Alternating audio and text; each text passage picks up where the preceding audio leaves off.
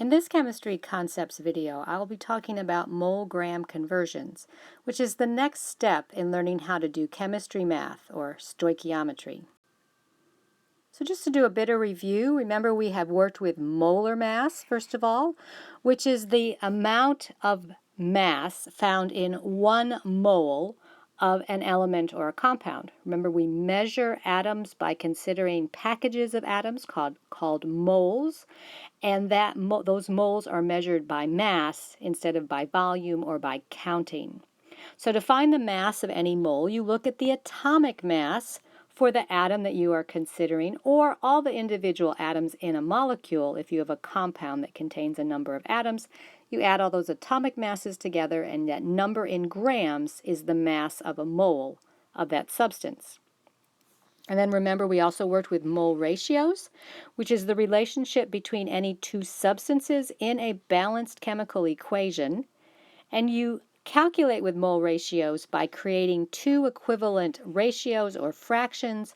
One side they're set equal to each other, and one side contains the coefficients to make the ratio from the balanced equation, and the other one you use the data found in the problem. There'll be some type of number value, a mole value in a number, and then there'll be something you're being asked to calculate, which will be your unknown or your x. Set up those two ratios or fractions equal to each other, and then solve by cross multiplication. So we'll be using both of these techniques in this next step as we get to a little more complicated problems, but also more useful and more practical. So why are we doing stoichiometry anyway? Well, the chemistry math is really important because it allows you to calculate stuff and to make predictions and to plan your experiments and have enough reactants or to plan for enough products. Because if you know moles of a reactant or a product, then you can calculate those moles if you know mass. So you go back and forth between mass and moles using stoichiometry appropriately. You can also go from the mass of one substance to the mass of another substance, but you can't do that directly. If you notice here, it says, the road is closed from grams, which would be mass, to grams of something else. So you can't go directly from grams to grams. You always go through moles, and by going through moles, you can make calculations that'll tell you grams. But in doing that process, you're going to look at mole ratio, you're going to look at molar mass, and we'll be using those two things to do these more complicated problems. So let's first look at MoleGram conversions. In this case, your problem gives you information in moles, but it wants an answer that's in grams. So we have an example here. Given the reaction, H2S is not dihydrogen sulfide, even though that's the formula name, which you think it technically would be. We just call that hydrogen sulfide. And that's what makes rotten eggs smell so bad. So hydrogen sulfide plus oxygen is going to give you sulfur dioxide and water. And the question is asking what mass of oxygen gas, so that's an answer needing a mass value or a gram value. What mass of oxygen gas is needed to produce 4.6 moles of sulfur dioxide? So our problem gives us moles, but is asking a question that needs to be provided in grams. Basically, there's 3 steps you go through. You always check to make sure that the problem is balanced, and balance it if it isn't. You would use mole ratio to solve for moles because you are being given moles in the problem. And then you convert those moles to grams using molar mass. So let's do this. First of all, I've gone ahead and balanced the equation.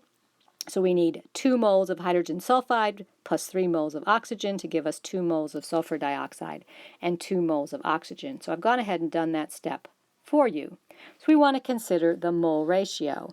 And what are our 2 substances? Well, oxygen gas and sulfur dioxide.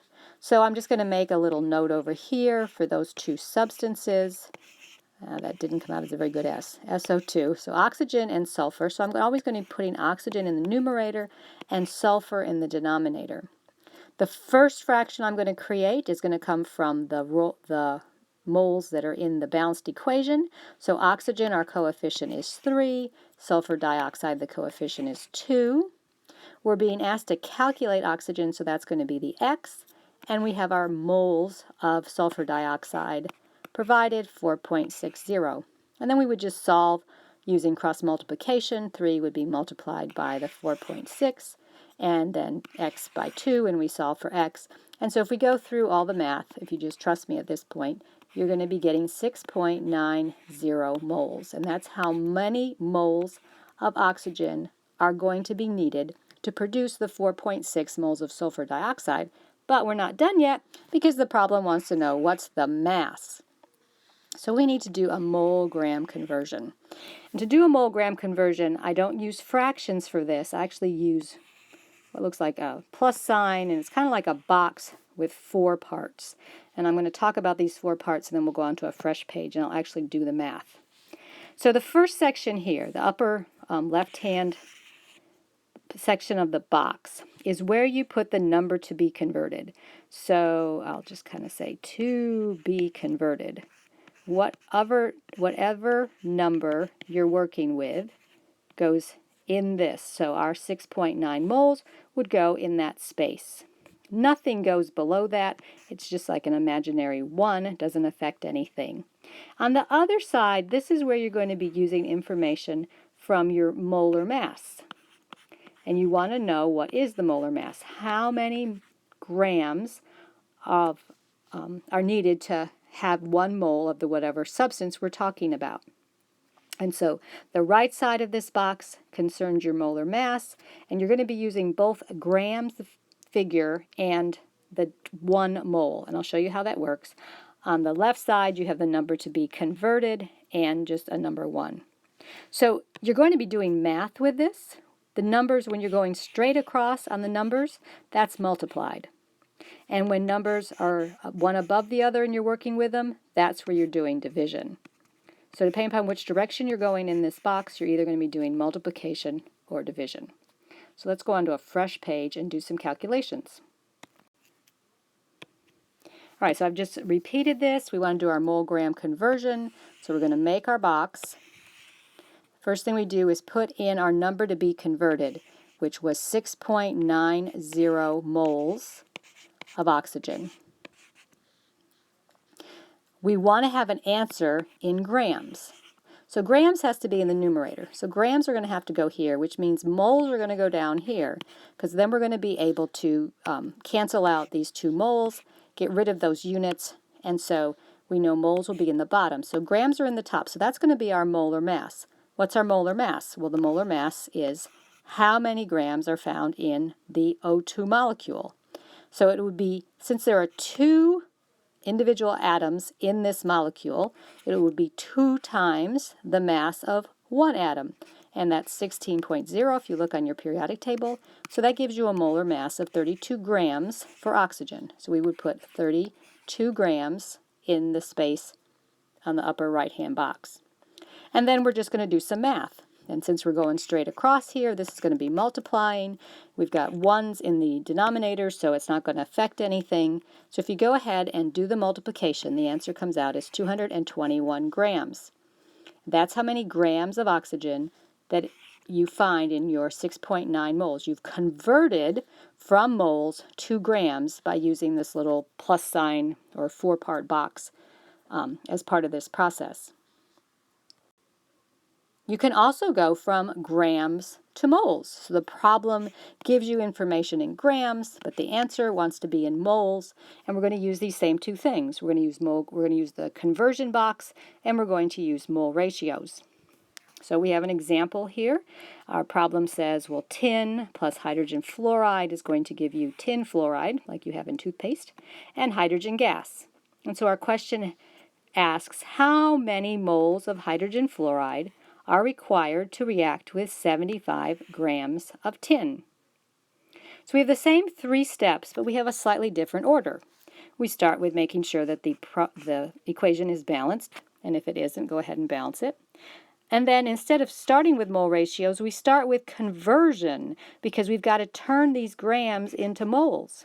And then we use mole ratios to solve at the end. So it's the same steps, it's just a different order. If you're starting with grams, you have to convert to moles. If you're starting with moles at the end, you convert to grams. So let's go ahead and do this problem. We want to start with our gram-mole conversion. So we make the little plus sign and start filling things in. What do we have in grams? We have 75 grams of tin. So we're going to put 75 grams here, which means grams has to go on the bottom because we want to get an answer in moles, and we're going to need moles to be in the numerator. It's always going to just be 1 mole. In MoleGram conversions, the number for mole is always 1, but the gram, you have to go back to the molar mass. And so we're talking about tin, SN, and if you go find your periodic table, what is the mass, the molar mass for tin? Well, it's 118.7. So 118.7 grams in 1 mole. And so on this problem, you see we are going to be going from top to bottom. And so instead of multiplying, we are going to be dividing. So 75 is going to be divided by 118.7. So that's going to give you a number less than 1 because your denominator is bigger. So the answer here is 0.632 moles of tin. All right, so now we have converted our 75 grams of tin into moles of tin. But we now need to get an answer in moles of hydrogen fluoride. And so now we're doing moles and moles, so now we're on to mole ratio. So we've got tin, and we're comparing that to hydrogen fluoride. So tin, we've just done our calculation. That will be our new. So let's do first our old ratio from the balanced equation. Tin, well, we see there's a 1 there, an invisible 1. And hydrogen fluoride, we have a coefficient of 2. So the ratio, the old ratio from the balanced equation is 1/2. On the new side, we're trying to figure out hydrogen fluoride, but we've just calculated that our moles of tin is 0.632. And then we're back to solving by cross multiplication. So we're going to end up multiplying 2 times 0.632, and so that's going to give us an answer of 1.26 moles of hydrogen fluoride will react with our 75 grams of tin. So same 2 processes, the conversion box, I'm not sure what I want to call that, I don't have a real name for it, and our mole ratio, our equivalent fractions. But sometimes you'll do mole fractions, or the mole ratio first, and sometimes second. So just to summarize, we use grams to measure moles of atoms, but we cannot calculate the amount of reactants or products without going through moles using mole ratios and molar mass conversion processes. You cannot go directly from grams to grams. We always have to go through moles. And we'll be practicing this in class. You'll be doing some labs where you'll be calculating and doing some predictions to see this, how it works in real life. Because this is how people in industry and in scientific research are able to properly organize their labs and to use the right amounts in chemical reactions or to plan for how much you need to actually do some new experiment. So stoichiometry, chemistry, math is really, really important in the practical world of doing science.